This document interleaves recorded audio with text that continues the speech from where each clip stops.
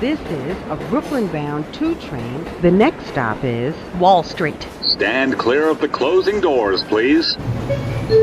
Welcome back, everyone. This is Not Your Advisor with NYU Grad. Happy Friday. It is October 25th. Let's get into this session. I did want to mention that I'm recording this before the market close at 2:30 New York time. So the data is as up to date as possible with an hour and a half left to go, but I'll try to do the best I can. Just note that the closing data might be a little different. So today is going to be a little bit different in that I wanted to share, I've already shared it on Substack Notes, but there's a lot of new subscribers, both free and paid. I want to share a older post from March 8th of this year where I did a small spotlight on the company Palantir, PLTR.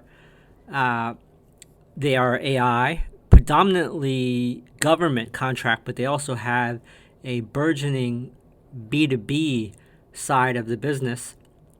And they're doing really well. They're up 65% since that March 8th post.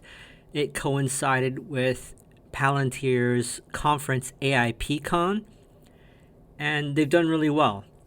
So I'm going to ask rhetorically, can Palantir be the next 100 bagger? Their market cap is about $100 billion, so much smaller than the Mag 7. And for those that have never heard about the company, they are predominantly focused on military contracting, where they're using artificial intelligence to provide the U.S. military and the U.S. partners overseas AI-level accuracy for targeting and weaponization, leveraging their software. But they also have a slew of case studies, as you'll see in the March 8th post, for business applications such as upcoming futuristic robo-taxis that fly. Forget about Tesla. I'm talking flying taxis. They also have real-world examples of how airports, healthcare companies, hospitals are leveraging Palantir AI right now. So take a look at that post from March 8th. I think it's one that is on the move. It made new lifetime highs today on October 25th, 2024. And we may continue higher till the end of the year if the market is able to go into a Santa Claus rally. Obviously, if the markets crap the bed after the U.S. elections, then it might pull back because it's already up so much.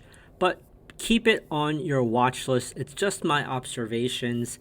I'm posting in the show notes the lifetime chart. You'll see it made a new high above 45 today. And I'll also share the actual earnings versus expected earnings. And as you can see in this chart, since Q4 of 2022, Palantir has beat expectations. So that's a good trend. And looking at Perplexity's finance app, you'll see when you take a look at revenue on an annual basis, it's all trending higher.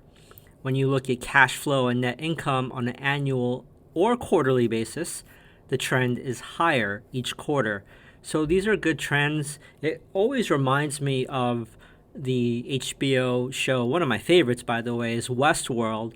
And they talk about AI a lot. But season 3 was AI in the modern world versus a Western themed world. So if you need something to binge on this holiday, I highly recommend Westworld. There's 3 seasons.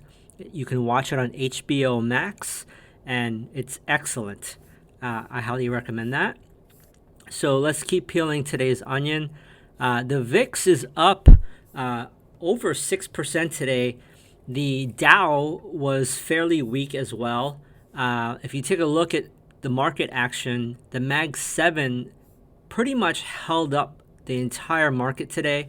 As I speak right now, the Dow is down 200 points, but at one point it was down over 300 points. The NASDAQ never went red. It's up 144 points as I speak, up 0.75%. The S&P dipped into the red momentarily around 1:45 p.m., but is now bouncing. It's up $8.52. Taking a look at breadth for new highs, we had 304 and 119 new lows. 39% were advancing versus 56% declining. 48% were below the 50-day and 36% were below its 200-day moving average. If you look at the week, we had pretty much all red sectors, if you can believe it, for the 1 week performance. To the downside now, this is all weekly performance. You had healthcare down 3%, industrials down 2.9%, basic materials down 2.6%, financials were down 2.3%, real estate was down 1.4%, utilities down 1.2%, consumer defensive down 0.8%, energy was down 0.5%. Technology was only up 0.04% for the week. Obviously, there's still an hour and 20 minutes to go. For the 1 day sector performance, communication services were leading the way, up 0.75%. Then it was technology up 0.6%, consumer cyclical up 0.35%, energy was up 0.25%. To the downside for 1 day, financials led down 1.09%, utilities were down 1.07%, real estate was down half a stick. So that's kind of the summary of the session. It really was the Mag 7. If you take a look at the Mag 7 performance and the weighting, all of the Mag 7 right now are green, and the S&P and the NASDAQ are green, while the Dow is down a lot. So if you take a look at the weighting of the S&P 500, Apple is 7% weighting of the index, and it's up 0.5%. Microsoft is 7% of the index. It's up 0.9%. Amazon is 3.4% of the entire index, up 1%. Nvidia is 3% of the S&P. It's up 1.1%. Meta is 1.96% of the weighting of the index. It's up 1.19%. Alphabet, Google is 1.75 of the index. It's up 1.4%. So this is how they're able to sell the indices but keep S&P and the NASDAQ green using these Mag 7. Same thing with the NASDAQ. I mean, Microsoft is 8.5% of the NASDAQ 100. It's up almost 1%. Apple is 8.15% of the NASDAQ 100. It's up 0.5%. Nvidia is 7.6% of the NASDAQ 100. It's up 1.1%. So they're basically leveraging the Mag 7 to keep the markets afloat, while the S&P and NASDAQ are barely even, and the Dow is down 200 points. So let's keep going here. Let's keep peeling this onion. I'll cover what was strong, what was weak today. Real quick. So S&P to the upside. Tapestry up 13%. Digital Realty Trust up 10%. Deckers Outdoors up 10.3%. ResMed 7.2%. Western Digital 6.5%. Capital One Financial Group 5.8%. Centene 5.6%. Aon 5.4%. Discover Financial 4.9%. L3 Harris, which has a new partnership with Palantir, up 3.5%, Equinix 3%, Lam Research 2.9%, Cadence 2.7%, Align Technology 2.5%, On Semiconductor 2.5%, Intel 2.5%, Old Dominion Freight 2.4%. On the NASDAQ, what was strong?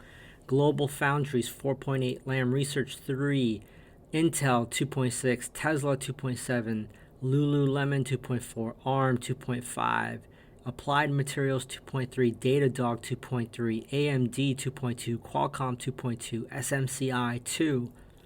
To the downside, on the S&P, you had Mohawk Industries down 12.75%, Universal Health Services 9.7%, Principal Financial Group 7.4%, Hartford Financial 6.8%, West Pharmaceutical Services 5.5, Globe Life 4.3, Colgate Palmolive 3.9, T-Mobile 3.3, McDonald's 3.05, Pool 2.7, KKR 2.6, Targa 2.5, DaVita Health Partners 2.5, MetLife 2.5, Goldman Sachs 2.4, Aflac 2.4, Erie Indemnity 2.3, Northern Trust 2.2.